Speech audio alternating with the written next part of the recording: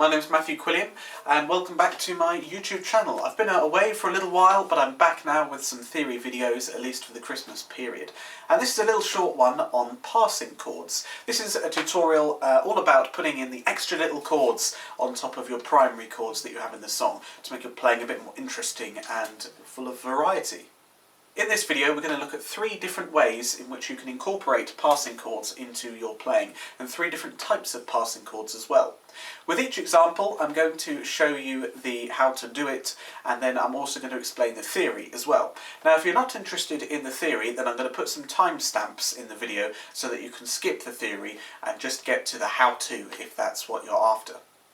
However, do stick around for the theory if you'd be so inclined, as I think it's all very interesting in how it works. So without further ado, let's dive in with the first one: secondary dominant passing chords. To explain this one, we're going to look at the circle of fifths, which is a diagram that is used in many different ways in music and musical theory.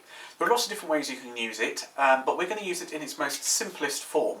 As you can see here, it's just a circle with some letters around it. You'll notice that as we go clockwise around the circle, all the intervals are in fifths. Let's take C at 12 o'clock and G at 1 o'clock and count C, D, E, F, G. 5 steps from C to G. The next G to D, G, A, B, C, D, and so on, all the way round. This is how the circle gets its name, circle of fifths. With passing chords, you have to not only understand the passing chords themselves, but also the target chords and the fundamental chords that make up the song. Let's take the song When the Saints Go Marching In. I'll play it quickly for you now. Oh, when the saints go marching in, oh, when the saints go marching in, I wanna be in that number when the saints go marching in. Now what you can do with that song is you can take it and add in secondary dominant passing chords by identifying each chord as a target chord. So this means that our first chord change, which happens to be from C to G7, well, our C is our original home chord and G7 is where we're going, it's our target chord. And so we look at the circle of fifths and we see that G is at 1 o'clock on the circle of fifths. That's our target chord. Just pretend it says G7. And what we're going to do is we're going to play in between the C and the G7 the chord that is 1 round clockwise on the circle of fifths, which in this case is D.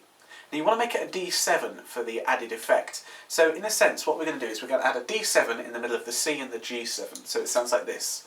Oh, when the saints go marching in. Can you see how that links really nicely? I'll do it again. Oh, when the saints go marching in. Makes it a bit more interesting than just when the saints go marching in. Let's look at another chord change, this time from C to F. So we're already on C, and then F is our target chord, it's where we're going. And so we have to look at the position that's 1 round clockwise on the circle of fifths, which in this case is a C.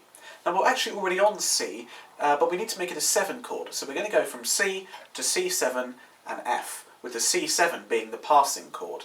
I wanna be in that number. See how it works really nicely, other than just going from C straight to F. Finally, we're going to go back from F to C again. I wanna be in that number when the saints go. So we're going from F to C. Now how can we go back to C? Well, C is our target chord, so let's look at the circle of fifths and we see that it's a G. If we make it a G7, it works really nicely as a link. In that number when the saints go marching in. Now the thing with passing chords is you can throw them in at your own rhythm. You can either do them really quickly or quite slowly. Oh, when the saints go marching in, or when the saints go marching in. It's completely up to you, and it allows you to improvise a little bit and put your own stamp.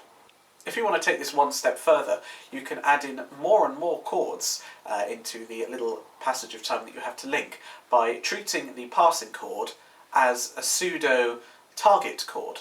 So if we're going to go back to the C, D7, G7 transition, saints go marching in. Well, if we treat the D7 as our target chord rather than a passing chord, or rather as well as a passing chord, well, what's 1 to the right of D? It's A. So if we make it a 7th chord, as we've been doing, you can then play something like this. When the saints go marching in. See how I did that? I went from C to A7 to D7 to G7. And you can do it even more. If you treat the A as the target chord rather than the passing chord, then we have to play an E7 before it. Saints go marching in. In fact, the song 5'2" is just going around the circle of fifths. 5'2", eyes of blue, oh what those 5 foot can do. Has anybody seen my girl?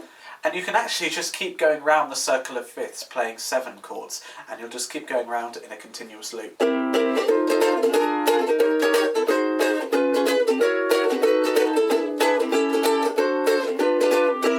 This is the concept of the secondary dominant. To summarise the how-to part then, if you have a target chord and you know where you're going from, work out the chord, or the 7th chord, that is one right or one clockwise from the target chord on the circle of fifths, and throw it in at your own leisure. Try not to do too many though, that it gets distracting, but have a little experiment and see what you can do. I'm going to explain the theory of this now. If you want to skip the theory, then head to this point in the video where I'll explain the next technique. Okay, so the theory of how this works is that whenever we play chord 5 of a scale going into chord 1, this is a phenomenon called the perfect cadence. Because the chord 5 has the leading note in it, which is the note directly underneath the home note, or the tonic.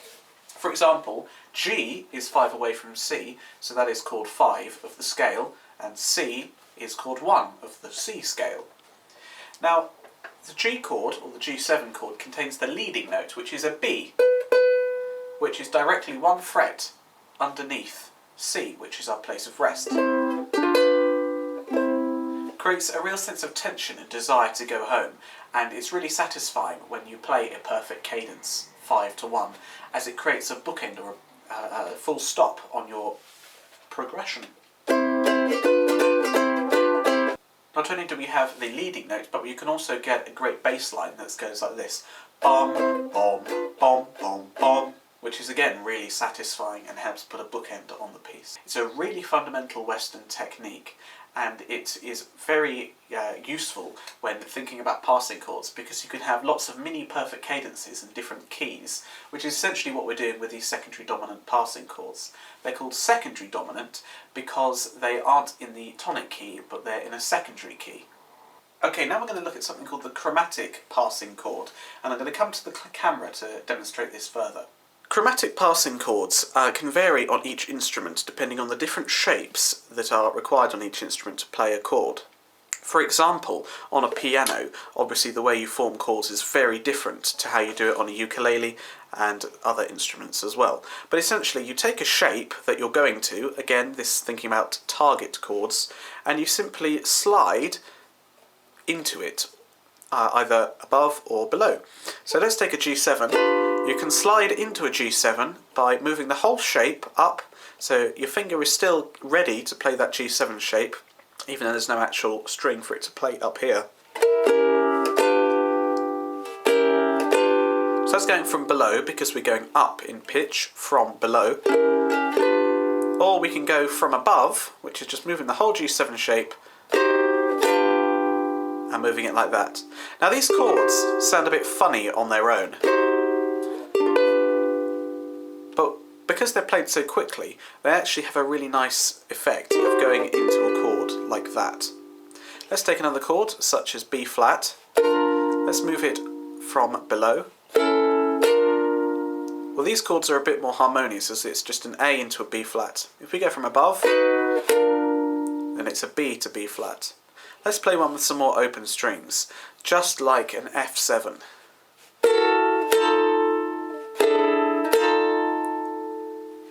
Or you could play a D7 like this, or like this.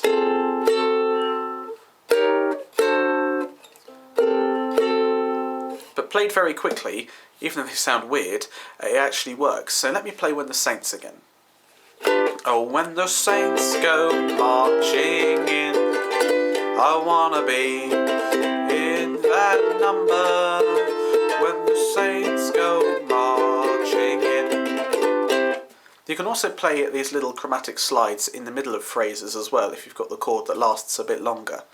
For example, saints go marching in, I wanna be. There was a little bit of breath that I was taking, and so there was no singing there. Well, you can put in a passing chord where you have the target chord and actually the home chord as the same chord, G7.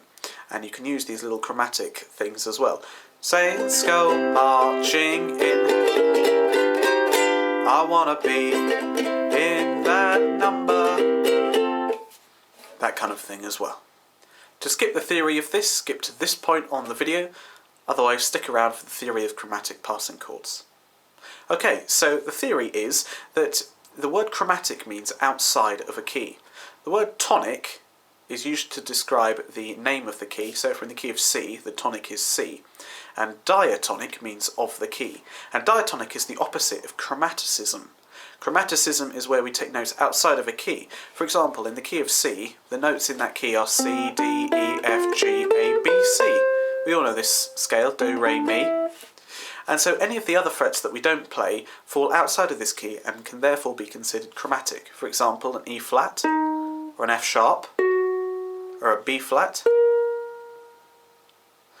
And so they generally create lots of tension when they appear. This is how seventh chords work. We take a C7, it has a B flat in it. Even though the B flat doesn't belong in the key, it still works to some extent because the B flat is chromatic and it introduces some tension.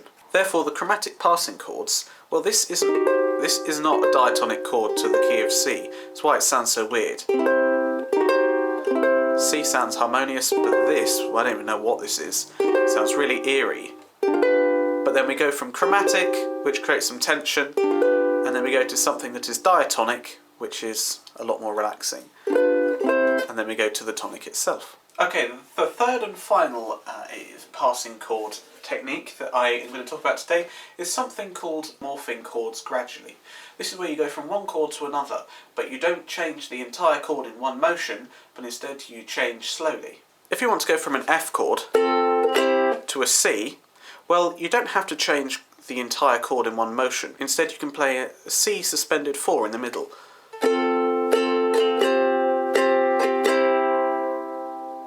What we're going from this 2-finger position to this 1-finger position, but taking this finger off first, and then adding this one, and then taking that one off later. It's a gradual transition. See how that works? That is typically called a suspension, and to be honest, that's all the theory there is really. You just leave some of the chord to hang on and change later. You can also morph the chord gradually. For example, you've got G7, you're going to C.